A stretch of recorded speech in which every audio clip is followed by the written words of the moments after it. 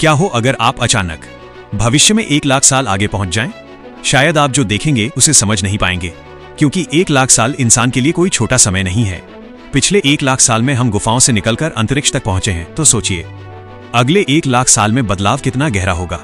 तब धरती वैसी नहीं होगी जैसी आज हम जानते हैं। महाद्वीप खिसक चुके होंगे, आज के महानगर समुद्र के नीचे होंगे। धरती अब सिर्फ एक ग्रह नहीं बल्कि एक मैनेज्ड सिस्टम होगी।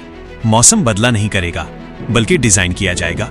वहां के लोग इंसान जैसे नहीं दिखेंगे, चेहरे अलग होंगे, आंखें गहरी और संवेदनशील, शरीर पतला और लंबा। ये कोई कल्पना नहीं बल्कि इवोल्यूशन और जेनेटिक इंजीनियरिंग का नतीजा होगा। पहली नजर में आपको लगेगा कि वे एलियन हैं, लेकिन सच तो ये होगा कि एलियन वे नहीं, आप होंगे। बोलना अब जरूरी नहीं होगा, दिमाग सीधे दूसरे दिमाग से जुड़ा होगा, विचारों का ट्रांसफर और ज्ञान का डाउनलोड।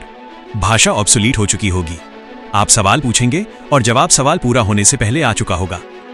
इंसान अब सिर्फ धरती तक सीमित नहीं रहेगा, मंगल पर शहर होंगे, चंद्रमा पर कॉलोनियां और दूसरे स्टार सिस्टम्स में हमारी मौजूदगी। इंसान एक मल्टी प्लैनेटरी स्पीशीज बन चुका होगा। धरती अब घर नहीं, सिर्फ हमारा ओरिजिन प्लैनेट होगी। ऊर्जा अब समस्या नहीं होगी। डायसन टाइप सिस्टम्स के जरिए इंसान सूरज की ऊर्जा सीधे इस्तेमाल कर रहा होगा। सूरज अब सिर्फ एक तारा नहीं, इंसान का अपना पावर प्लांट होगा। इंसान और मशीन के बीच की लकीर मिट चुकी होगी। एआई कोई टूल नहीं बल्कि दिमाग का हिस्सा होगी। यादें आर्टिफिशियल होंगी और सोच बिजली से तेज। इंसान अब पैदा नहीं होगा बल्कि अपग्रेड होगा। मृत्यु अब एक जैविक सीमा नहीं होगी।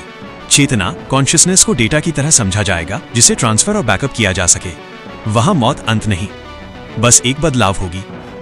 कार्डशेव स्केल पर इंसान टाइप E2 सिविलाइजेशन बन चुका होगा।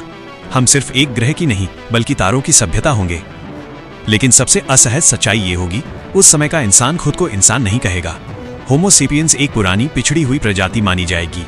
वहां तकनीक जिंदा होगी, इंसान भी जिंदा होगा। लेकिन सवाल वही है, क्या इंसानियत जिंदा रहेगी?